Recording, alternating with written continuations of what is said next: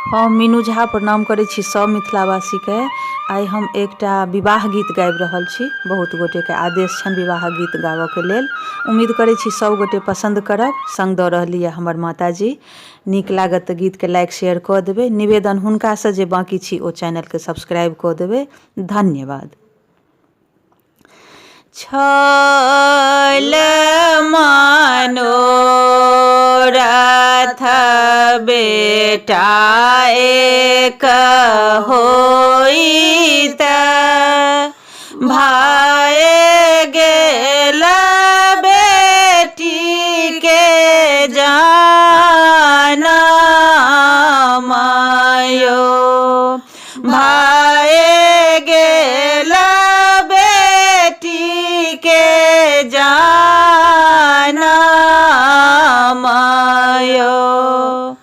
बहुत जतन सँ बेटी हम पोसलहुँ, बेटा जकाँ कएलहुँ दुलार यो, बेटा जकाँ कएलहुँ दुलार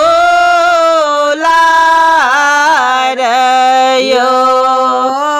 पढ़िए लिखिए बेटी 21 वर्षक भेली, भाए गेली ब्याहन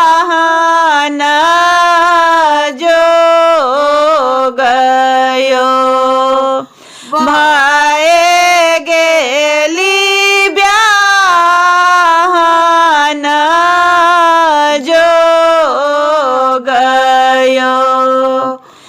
दिल्ली हम खोजलहुँ, बम्बई हम खोजलहुँ, खोजलहुँ में सागर बिहार यो, खोजलहुँ में सागर बिहार यो। धिया के जुगुत बरकत हुन भेटल, भेटल बीए में पास यो, भेटल बीए में पास यो। कन्यादान करबै साला बाबा, मोती जक नीनोरयो, मोती जकाँ झरने नोरयो। बेटा जो रहे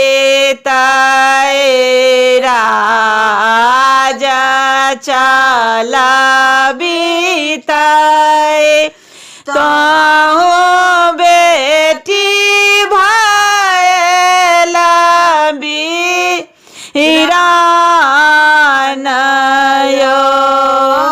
बेटा जो रहे राजा चला बीताए, तहु